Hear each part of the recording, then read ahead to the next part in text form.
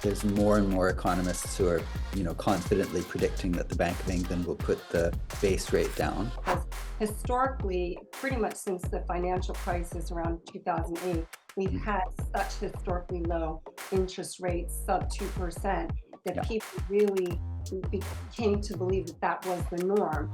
we just don't have those kind of lifetime, forever fixed rates. You'll have to ask the banks why that is, because I don't know. Americans are one of the easier people to deal with around the world because, for one, just basic things like their documents are in English. So that sort of makes things easier for a mortgage lender here. The UK offers a very stable climate, change of government, rule of law, contracts, those types of things. Okay. Hi everyone, excited for this episode of my YouTube channel. We are talking about the mechanics and what it actually takes to get a mortgage to buy property in London. We've got an expert on, so you definitely want to go check out this video.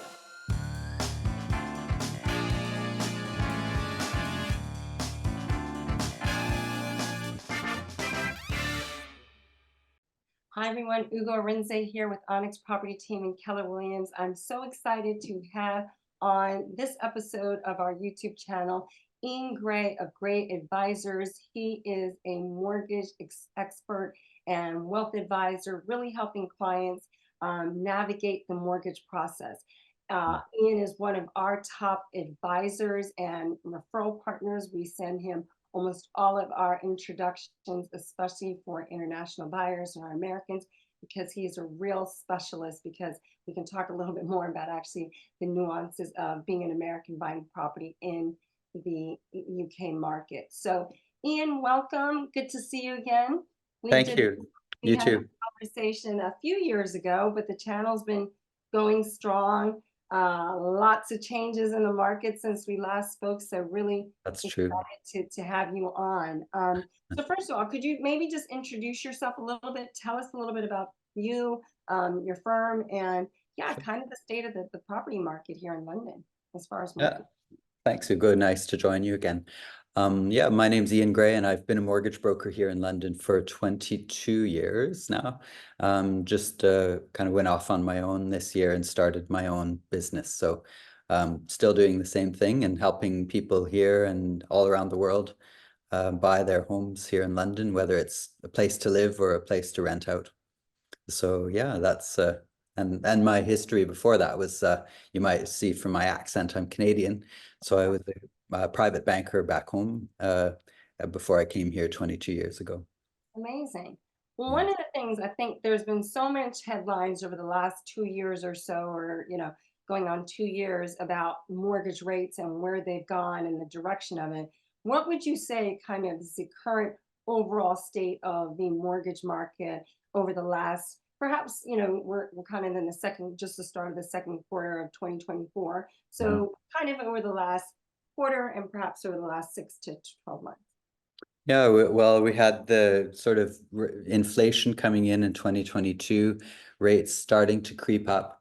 But then here in the UK, which was a bit different from some other countries, was we had a sort of a government intervention in the form of what they called a mini budget, which in September 22 made our interest rates shoot up a lot. The cost of money went up in this country. So things really quietened down for in 2023. And there wasn't as nearly as much activity. But what we've seen now is, with inflation now generally accepted that it's, we're over the peak and it's coming down. There's more and more economists who are, confidently predicting that the Bank of England will put the base rate down this year and next. And what that's doing is feeding into fixed rate mortgages that banks offer today. So in the last 3 to 6 months, we've seen fixed rate mortgages coming down and down for a little while. At the end of last year, we had fixed 5-year fixed rates at under 4%. That edged up a little bit, but there's just this kind of renewed confidence this Where year. are you seeing that high mark over the last 2 years? Where did that comparable rate get to? Well, at the worst, it was you were having to pay about 6% 6 to 6.5% for a fixed rate mortgage. Wow, okay, so seeing And it sub now, five is a good thing, yeah. yeah, so now, now we're seeing, 5-year fixed rates, about 4.2 to 4.5%. Um, and then, people have also gotten used to that. So they were used to paying 1 or 2% for their mortgages for a long time. That wasn't ever going to be sustainable. But now that they're used to, a kind of a normal cost of money, people seem to be more willing to, go ahead with their purchase decisions or refinance decisions. And we're seeing a heck of a lot more activity this past quarter than any time last year. Oh, that's really good to see. And yeah, I think that's worth kind of underlining or stressing that point because historically, pretty much since the financial crisis around 2008, we've Mhm. had such historically low interest rates, sub 2%, that Yeah, people really came to believe that that was the norm. yeah. I heard it said that really that was actually the sign of a very anemic economy Mhm. because governments had to really keep rates down so low in terms of trying to encourage investment and activity in the market. Yeah, So where we've gotten to, unfortunately, was a very painful spike over a relatively short amount of time, which has, set a lot of people back. But mm, this is probably where we need to be, somewhere in this 4 to 6% range in terms of being a relatively healthy economy. So people really should be working with those numbers now in terms of this is the new norm versus really getting anywhere near sub three or anything like that. yeah, I agree. It's a normal functioning economy should have a base rate, whether that's the Bank of England or the Fed, the central bank rate, sort of somewhere around 3.5%. So Right. we have room to go. Rates should go down more this year and next, but it feels like there's more certainty in the market and there's more stability with house prices and interest rates, and those two factors are kind of driving the activity that we're seeing now in 2024. Right. Yeah. As we always know, especially in the capital markets, the markets don't like surprises. So No. once we kind of accepted it, then we can now factor it in. Right. And it's probably worth noting, Ian, the fact we reference 5-year fixed mortgages and things like that. Talk to us a little bit, especially for that American or international buyer. That in America, I'm very used to having seen, or all the properties I own are 30-year fixed mortgages. So we Yeah. really don't see fixed mortgages anywhere near that type of term. So speak to that a little bit in terms of where most of the market falls in terms of fixed mortgage rate options. Yeah, here in the UK, we just don't have those kind of lifetime forever fixed rates. You'll have to ask the banks why that is because I don't know. I think they could if they wanted to, and if the I system would actually pay. think it's because in America we have entities like, or there are entities like Fannie Mae and Freddie Mac who Yes. buy the paper, meaning the bank loans, off of the banks and securitize them. So they take that debt off of the banks, and the banks are not having to hold on their balance sheets 30-year fixed mortgages, right? Okay. And can kind of sell them off. Whereas here there is no quasi government entities like Fannie Mae and Freddie Mac to No. buy that paper, and Yeah. therefore banks are not willing to take that long-term risk of Mm. putting something on their balance sheet for that length of time. And I think that's what drives a lot of it. Yeah, that's a good point, and that probably is driving that difference. So here we have fixed rates as much as 10 years with some of the retail banks. But generally, people take mortgages fixed between 2 and 5 years. And then the other reason for that is whenever you fix a mortgage rate in the UK, you will almost always have a big penalty if you would refinance or pay off that mortgage before the fixed rate ends. And that's different from the 30-year fixes in the States. Absolutely. You can Oh, prepay so that, can pay it out at any period of time, really. Paid off. exactly. So Mm. you always have that toss up between, do you want that security of the rate, knowing where you stand for your payments for a long time? Or do you want the flexibility that if you wanted to sell your house or you wanted to pay off the debt, that you wouldn't have this big penalty? And this is the discussion we always have with our clients to see, what's the right balance for them. Yeah, I'm glad you stressed that because I was going to make that point because obviously everybody has to make a decision for themselves where Mm, they are in the risk spectrum, what mm, their goals are, what their holding horizon might be. So if somebody's looking to perhaps do something in the short term versus long term, those mm. would be the factors. And then where they think rates will go, right, in the next few years. So definitely somebody who perhaps was in 2 years in 2020. Dramatically saw a spike into 2022 if they were having to renew at that period. Um, Exactly right. And you know, the with all of the sort of topsy-turvy last year or two we've had, a lot of people were going into longer fixed rates. They were willing to just sort of, take that, lock in and not decide not to pay it off early. Um, but now that we have this real more solid idea that rates are going down, people are thinking, well, I don't really want to lock in for that long because it feels like I'm buying too high and I'm going to be stuck with it.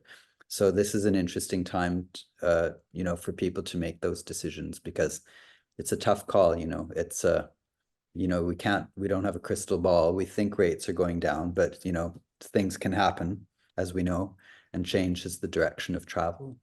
well, certainly for me, from a buyer's agent perspective, I always try to help people speak to a budget, right? And making sure that, and that's where, again, you would be helpful, Matt. So that's kind of the starting point, but you want to factor some cushion, right? So can you support this debt if, say, it moves by 1% or, 2% over the next few years? What is that relying on? Or if you've got a very, low rate, are you saving for that, perhaps change? So those are all the things people need to factor in. Um, Given that, one of the, as I mentioned, you've become kind of one of my American mortgage specialists. Speak to the kind of dynamics between international buyers. Are they still able to get a mortgage in this country? And where do Americans sit, and perhaps speak to what makes them perhaps a little bit more challenging than almost any other nationality, to be honest.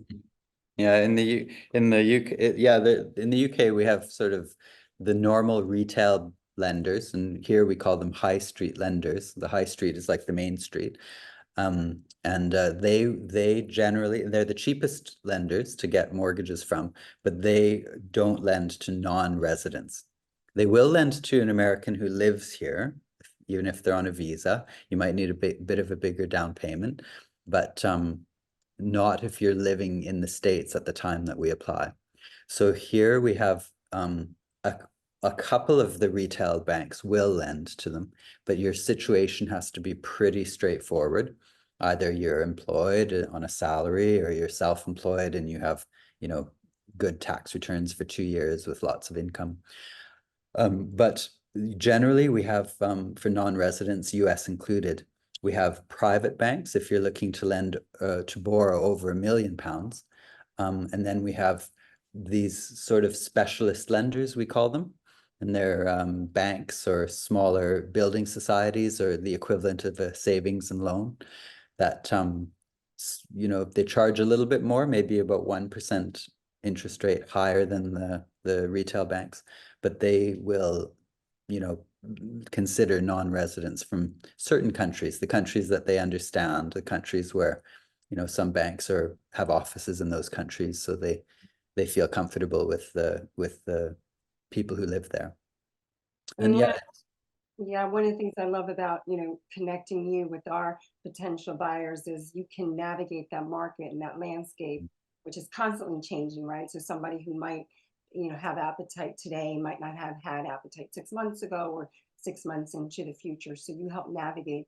And then you can also help prepare people, right, for that mortgage process and just really positioning their application. I know you've got some great relationships across the market. And I think that is so important because otherwise what an application that somebody might be, try to submit on their own versus working with someone like you might be the difference between them getting the credit on the most favorable terms versus not. yeah, that's right. Yeah. Preparation is everything. And we often talk to clients, as you know, you and I both, for 6 months, a year, 2 years before they actually buy a place. Absolutely. So, we're always telling people what to do and make sure you've got in your back pocket for when the time comes that you've got an offer accepted and you have to get going with it. Yeah, I think I actually just sent you an email introduction recently for somebody who we journeyed with, a year plus ago, and he's gone away and now it's kind of come back. And that's one of the things about being advisors is look, it's really about a bespoke service and working with people to help understand their situation and help understand their timeline because it's Mm, really not about the quick, forcing somebody to be transactional and getting a deal done. It's really trying to mm, make sure that the situation matches to what they're looking to achieve, and everybody is different. So, and with the Americans, is there anything you would say particularly why what makes them more challenging versus say other nationalities? If you're dealing with the retail side, so let's say loans under 1 million, Americans are one of the easier people to deal with around the world because for one, just basic things like their documents are in English. So that sort of makes things easier for a mortgage lender here. There's US is very low on the global corruption index. So there isn't this added due diligence that you have with people from some countries. So Americans are not that hard to deal with as far as getting mortgages. But if you're talking about large loans over 1 million, over 3 million, um, we're in the realm of private banks, then this starts to get a little more interesting because um, if you're dealing with a private bank, they have to open an account and they have the capacity to do wealth management. And if they have an account, then the private bank has to report into the IRS every year. Uh, Now you have to be compliant with the US Securities and Exchange Commission and something called FATCA so that uh, the bank here is allowed to deal with US persons, US taxpayers. And some banks here have opted not to go through that process. So you have to know which banks can deal with an American person and which cannot. And this is something that we do every day is we understand who the banks are. it's driven a lot by on the US compliance side that has to be, to be compliant, and then which the banks might not feel like it's worth the effort or the headache to stay compliant with those regulations. So that That's creates right. a pool of things. Okay, that's really helpful to understand. Mm. But given that overall, then what are you seeing in the market? We talked a little bit about people are gaining more confidence and things like that. Where does London still sit in terms of international buyers and their appetite to be in the London property market? It seems to be, not bad. As far as we've been talking about American buyers, so we've seen a bit of an uptick in the strength of the US dollar. So if you're a dollar buyer and that's where your down payment's coming from, then the stronger the US dollar is against sterling, the more on sale London property is for them. And that we saw a bit of that towards the end of last year and early this. Some people in the States are concerned with the political situation in that country, and we're in an election year, 2024 in the States. So I've talked to a few people who are a little bit worried about that and how that might go, and they might decide they want to have more exposure in this country. There's a cultural and a language alignment that I alluded to before with Americans. And other people in other places in the world will come here where there's a lot more political instability. So some examples might be people in Hong Kong, people in Israel, I've been seeing in the last year or so, where they're, feeling a bit exposed in those countries and want to invest somewhere that's a little safer, a little more stable, maybe. Yeah, I always say, because living in this country, besides the weather, we're probably often talking about politics, right? And a Yeah. lot of people feel that there might be a lot of insecurity here and instability, and kind of the political environment is really contentious and stable. But then I always say it's relative, right? So Yeah. relative to what? Because relative to other jurisdictions, the UK offers a very stable climate, change of government, rule of law, Mm, contracts, those types of things. So mm, I always help remind people because again, we deal with so many international buyers, and mm, as you alluded to, they have different domestic issues that are proving challenging for them, that might say, actually, relatively speaking, the UK market offers me a very stable place to diversify. As we all know, London is fantastic from a geographic location, and they say you can do business here 18 hours of the day, given the time zone changes. So there's a lot of pluses for people looking to have a base in London. We both work with clients who their decision to buy might be driven by schooling needs, right? And whether that's children coming abroad for boarding school or secondary school, having a London base makes a lot of sense. Yeah, So we're often waking up early in the morning to speak to people in Hong Kong and then speaking to people in New York before we go to bed. exactly, or California. So yes, I've got my do not disturb, but I've also got those windows when I know who I need to speak to. And actually, I think I probably forgot to ask you, because we talked a bit about mortgage rates. We're just on a loan to value perspective, where are international buyers perhaps compared to a domestic buyer? Still getting, loan to values, where might they sit? Yeah, that's a bit of a difference. So where an international buyer is always considered a bit riskier person to lend to than somebody who's always lived here and always will. And like a domestic buyer buying for under £1 million can get away with a 10% deposit. Okay. If they're buying for under £500,000, they can even sometimes get away with 5% down. A person who doesn't live in this country at the time of application almost always needs 25% down. There are a couple of exceptions if you're getting a bigger loan from a private bank and your financial situation is super strong and you have a good reason for bringing in a low deposit or down payment, then there's a couple. But generally speaking, if I was thinking to buy in the UK, I would be prepared to do 25% down or more. Perfect. Well, as we wrap this up, are there any particular tips you have for people if they are thinking about getting a mortgage internationally, or, besides number one, call you, and we'll put your details in our show notes. Anything else you might highlight for people who are thinking about buying in the London market? Well, first, having a good agent. If you're not here on the ground, then if it's for a pure investment thing, then there's different areas now that have different value.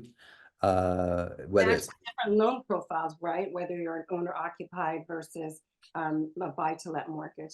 buy to let or the rental, yeah. And so, having someone like you, to advise them on what's a good investment or what's a good neighborhood, a safe neighborhood to live in, things like that. But then from a purely financial perspective, then yeah, you should have things handy for the mortgage application. So things like your bank statements, your credit report, having your tax returns up to date and ready to present. And another thing is if we're dealing with private banks, they want to know your source of wealth. So you need to be able to write down and possibly prove how did your journey to wealth happen and how did you come to acquire the wealth that you have. And this can be even harder sometimes to deal with than convincing banks that you can afford that mortgage.